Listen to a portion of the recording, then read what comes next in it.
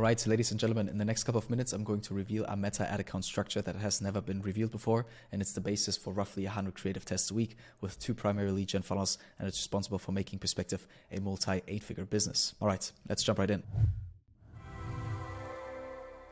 So the principle that we're focusing on is the so-called ad variable isolation. What does that mean?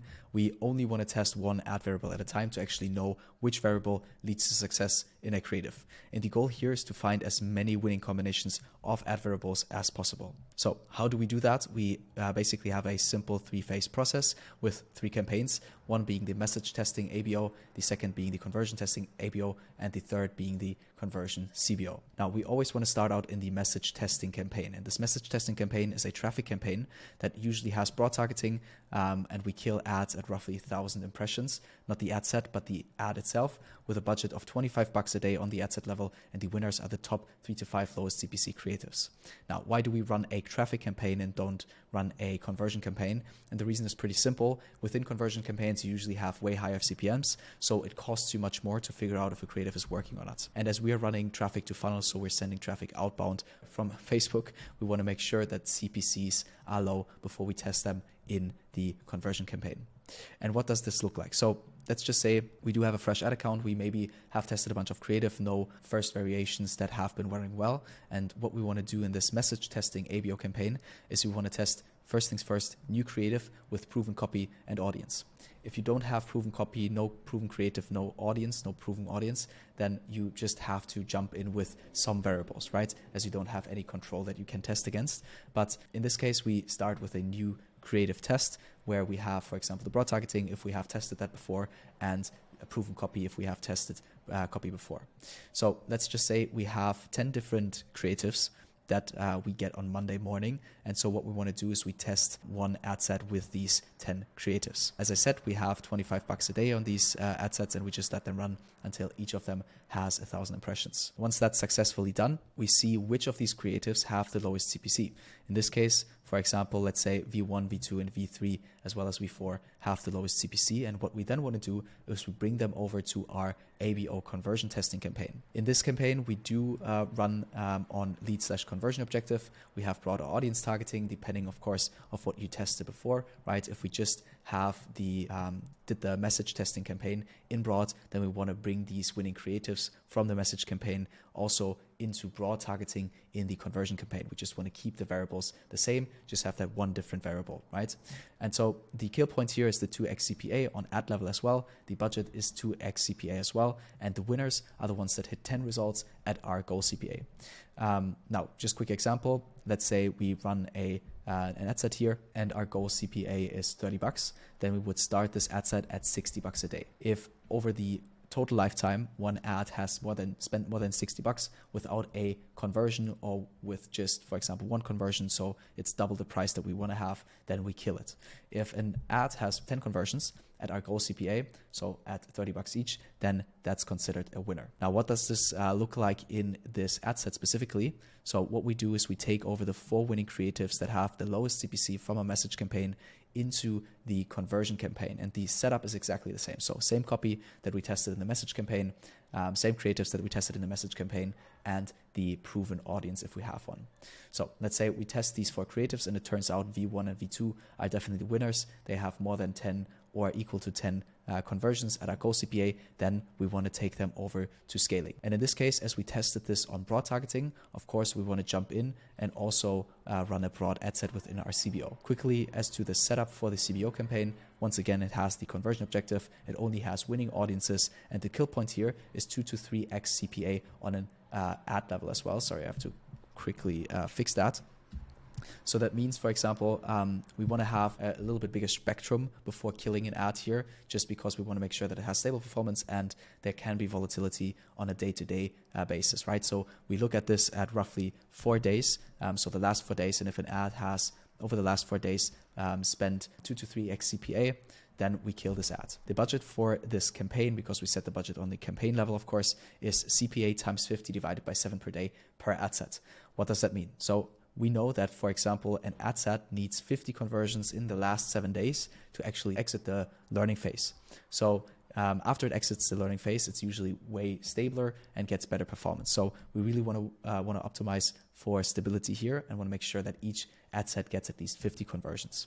So let's say we have this one ad set in here, meaning we want to have 50 conversions at roughly $30 CPA. If we go with that example, then what we want to calculate is $30 times 50. It's $1,500 divided by 7. So this campaign should have a daily budget of $214, right? 250 maybe. And of course, this is not always applicable. If you have quite high CPAs that you're optimizing for, then just kicking off a new CBO campaign with a couple $1,000 a day wouldn't do the job. So I would just recommend then scaling up gradually and not just start with that high budget. But in general, that's what we're aiming for. So per ad set, we want to have these 50 conversions a day. So let's say we do have 2 ad sets in here, then the goal budget of this campaign should be at least $428, right? So double of what we had before. I hope that makes sense. So essentially, if we just follow that process, we test new creative here, then we take the winners with the lowest CPC into the conversion testing campaign, and the ones that actually drive conversions at our goal CPA are brought into the CBO scaling campaign. And that's essentially the process that we follow with all the following ad variables too. So what could that mean in the next step? And as you can see, this is getting quite complex already, because with this process, you'll be able to turn one winning ad into great performance essentially, and hundreds of different winning ads. So going back into our message testing campaign, what we want to do here is test then new copy with proven creative and audience, right? Or new creative, for example, iterations of the ones that have been working well with proven copy and audience. What does that mean? So if we take a look at our setup here, we have 2 new ad sets. Let's say, for example, we test completely new copy, meaning we take our winning creative from before and we just write 10 different variations of copy and put that into this ad set. So this is one singular creative with 10 different copies. And what we want to do here now is, because this is an iteration, right? We're trying to improve on the winner that we had before. We include the control. In this case, the control is the exact same creative that is in our scaling campaign currently. And as you can see, as we have 2 in scaling, we could do this for both creatives as well. But for the sake of this example, I'm just going to focus on one creative. Let's say we have the V1 that's going to go here with the exact copy that we tested before and just test 10 different variations. And with that, we can figure out which of the new copies basically perform better than our control. And once again, we follow the same process. So the ones that have the lowest CPC and are better in this case than the control, then we want to take them over to conversion testing. Now, let's say we have our winning creative. Once again, it was the V1, and we go ahead and put different text overlay into that video creative. Then we can test these 10 different variations with 10 different text overlays, once again, against that original control that we have from our scaling campaign, so the V1, right? And so considering, for example, these 2 new copies have been better than the control, then we just put them into this conversion testing campaign too. So as you can see here, best performer copy, we have the V1 with copy 2, and we have the V2 with copy 1 and copy 2 as well, because we just tested this fresh creative. And of course, in this case, yes, we didn't test the V2 specifically, but now considering we have this setup for V2 as well, we can put these into a campaign or into an ad set as well and just test them on conversion, right? Same thing for the iterations and overlay. So what we have here is basically these 4 creatives that have been working well, so lowest CPC here too. Then we go ahead and set up one conversion testing ad set here for these creatives too. All right, so then there is magic happening in this process, because of course, as you test one variable at a time, you have unlimited variations at some point, combining different variables with each other. So in this case, we test the V1 with the different copy, right, with the new performing copy. But what we can also do, of course, is test the previous best performers, so the previous winners that we pulled from our CBO campaign that have been proven on a different audience, to see if we can just broaden the different ad sets and broaden the different variables that we're running at high spends. So let's consider for these 3 ad sets, for the iterations, we have 2 best performers. It's also tested on broad. For these 2 with the new copy, we have once again 2 that are winners. And for the audience test, we have once again 2 creatives that have been working well here. All right, what we want to do here is then just put them into the respective audience ad set that we have in our CBO campaign. In this case, we create a new winning audience ad set. So this would be the tested audience that we have here, right? And just put the creatives that we just tested on this audience into the scaling campaign. And for the broad ad set, we can just duplicate the ones that have been proven here into that specific broad ad set. Because usually in a CBO campaign, they wouldn't start spending immediately unless Meta thinks they will outperform the other creatives that you have, right? That's the beauty of the Meta algorithm. All right, and as you can see, with just one creative or two proven creatives and one iteration with a bunch of new copy, we just created 6 further variations that can now help us scale and help us bring more stability into our ad account. All right, then for the third iteration, of course, we can also test the iteration creatives. So the ones that we tested here, right, with the fresh overlays 02 and 01 and 02 with new copy, of course. So this could be the proven copy that we had before, the proven copy that they're already running on in the scaling campaign, and we just add a bunch of more copy variations to see if there are others that are performing better. And then same thing here, we just put these into our conversion testing campaign. So you have the iteration new copy, and of course we can test these on the audience as well. So the proven audience in here. So we bring in another variable, see if that performs too.